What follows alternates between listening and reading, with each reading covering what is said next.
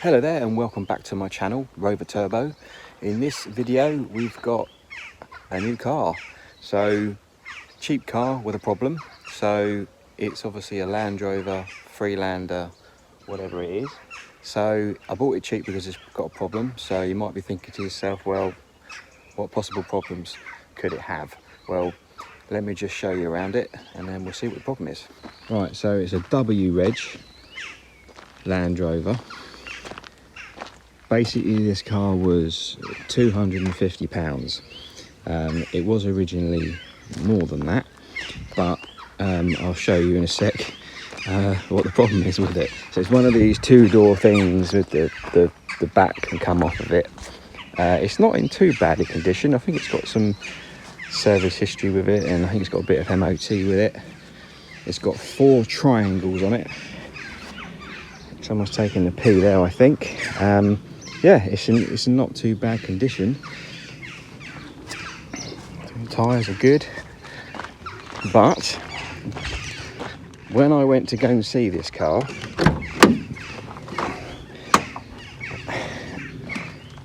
you see the seat covers come off of there. That's all the service history and everything that comes with it. Great, that don't work, lovely. Right, so we pop the bonnet.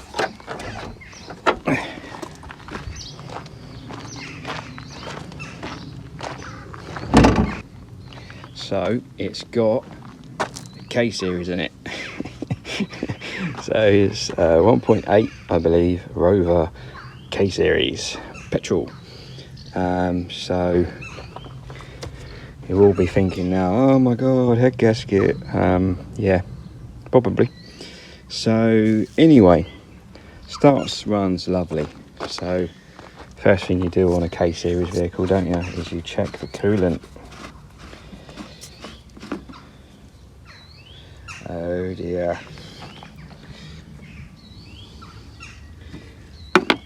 And there's nasty stuff.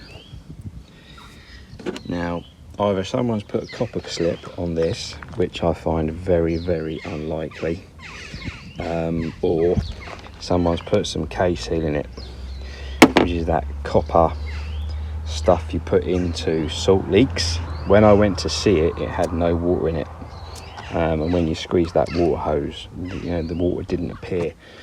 So I walked away and said, no, I don't want anything to do with it. It's just not worth it. Probably needs a cam belt as well. It probably needs a head gasket. You know, blah, blah, blah. So I thought about it for a bit and I thought, well, it starts and it runs beautifully. So let me show you.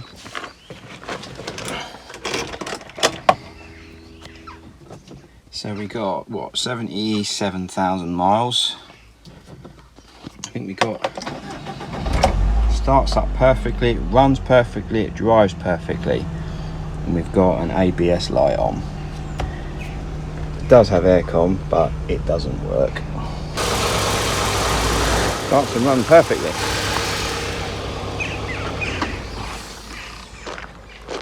So, of course, the other trick on the old K series, isn't it? We've got no mayonnaise in there, nothing. It's bone dry. We've got nothing on there. So I'm thinking about it as I went home, and I thought, well, maybe it's just got a water leak. Something simple water leak, and someone's just put K-seal in it. Now, as long as these don't overheat, if they get a water leak or whatever, as long as they don't overheat, the gaskets are normally fine. So I'm thinking, if I can just sort the water leak and there's nothing wrong with the head gasket, then surely it's got to be worth it. So that's where I started thinking, well, how much is the scrap value on this? Well, the scrap value on this is £300. So he already offered it to me at 250 quid, and I said, no, it's just not worth it. So what I thought is, well, if I buy it and it's just a water leak and there's nothing wrong with the head gasket, then it's got to be worth £1,000. Has it not got to be worth £1,000, this car? So that makes sense to me. So, and if obviously if it is the head gasket, then I've got, you know, I can get £300 scrap for it, and I've got, you know, if I don't spend any money on it trying to fix the problem, assuming it is a water leak, obviously I can do tests and do sniff tests on it, pressurize the cooling system, do a pressure test on it, and stuff like that. So I thought this would be just, you know, like a little nice video to do, just to see, you know, what happens. So what we'll do is we'll cut back in when I'm a little bit further ahead, and then we'll see whether this is going to be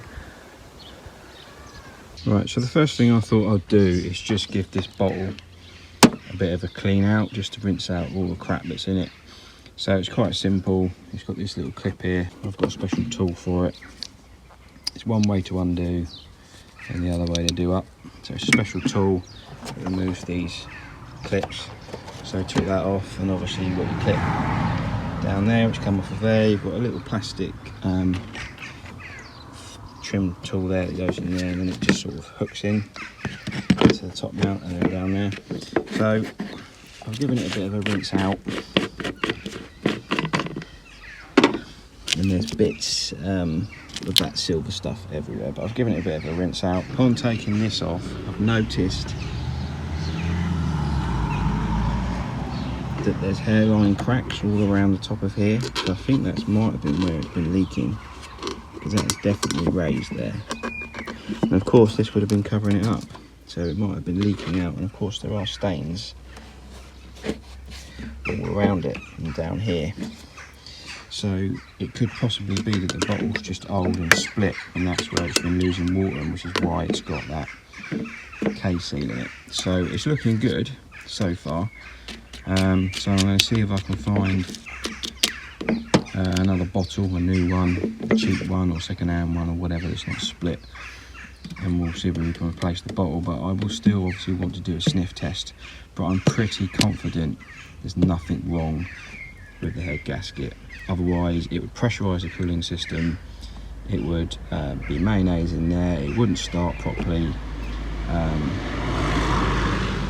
stuff like that. So the cam belt has been done at 50,000 miles. I'll have a quick shifty at it, but the price point of this car, unfortunately, I don't think I'll be doing it at this precise moment in time. You know, YouTube doesn't pay enough for me just to throw money at this car. It's still a business for me, so I'll just make the person, when I sell it, aware that it's probably due on age, not mileage. Right, so we've got the coolant bottle back on temporarily. So I've got this little thing I bought, I can't remember where I bought it from. So basically it's a coolant pressure testing kit. Basically this fluid turns yellow if it detects CO gases in the expansion bottle. So basically if there's any expansion gases leaking into the cooling jacket, it's going into the cooling system, it's going to end up in the tank, and it's going to turn to vapour, which can turn to CO2, which is then going to escape through into here, and then this will turn obviously yellow. So we just need to leave this warm up for a little bit, and then we'll see if this turns a different colour. Right, it's been running now for a couple of minutes, not even that. It's heating the heaters, and the temperature gauge is already up to halfway. Now it wasn't stone cold anyway, but it just shows you how quickly these come up to temperature. These K series engines don't hold a lot of water. There's not a lot of water in the engine, which is why they overheat so quickly. You get a small coolant leak, they overheat really quickly. I mean, this one's probably got a slightly bigger radiator than we have in a Rover, because it's a Freelander. But anyway, so you can see we've got some movement with some gases, but this hasn't changed colour as yet. So we'll let it run for a little bit longer. We'll wait till the hoses will get properly hot, wait for it to warm up. Yeah, that's quite hot already. That one's quite hot. Right, well, just before it started doing that, it went yellow. So yeah.